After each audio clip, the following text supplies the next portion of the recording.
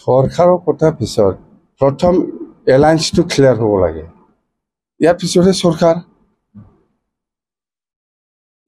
চৰকাৰ প্ৰথম এলায়েন্সটো ক্লিয়াৰ। আমি কৈছোঁ যে ইউ পি পি এলক বাদ দিয়ক, আমি NDAত সোমাই যাম। তেতিয়া ক্লিয়াৰ হৈ গ'ল। তেতিয়া বিজেপিক লৈ পেলাই চৰকাৰ কৰে নকৰে সেইটো অট'মেটিক ইনক্লাইন। সেইটোৱে ইউ পি পি এলক বাদ দিয়ক, আমি বিজেপিৰ লগত NDAৰ লগত থাকি পেলাই আমি চৰকাৰ গঠন কৰিম।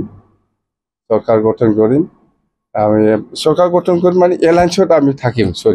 চৰকাৰটো অকলেও বনাব পাৰে, বিজেপিকো লৈ পেলাই বনাব পাৰে, সেইটো ছেকেণ্ড অপশ্যন।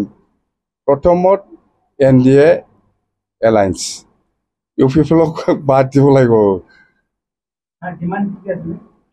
ডিমান্ড মাটিৰ পাট্টা 16টা ডিপাৰ্টমেণ্ট ঘূৰাই আনা, আৰু BTCটো যিটো ষ্টেটাছ, ক্ষমতা, পাৱাৰ, এইটো আগৰ নিচিনা থাকিব লাগে।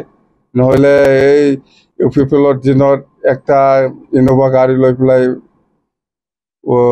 আগৰ মাথাত EM লৈ পেলাই লিখি পেলাই একলা ঘূৰা, এনেকুৱা ক্ষমতাটো আমাক নালাগে।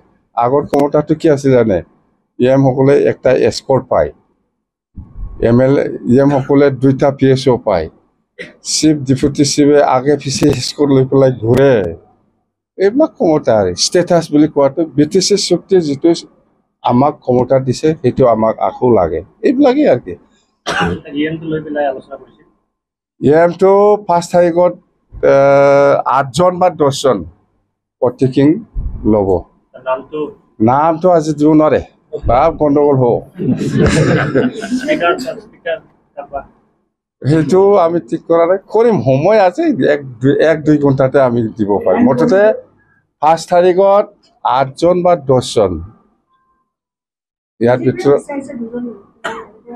নাই, বিজেপিয়েতো এনেকুৱা আপোনালোকে শুনিব পাৰে বা আমিও শুনিছোঁ, এনেকুৱা বিজেপিৰ পৰা 2জন বা 1জন বা 3জন এনেকুৱা EM বিচাৰিছে বুলি। সেইটো অফিচিয়েল নহয় বা ইহঁতে এইটো শুনাৰ কথা।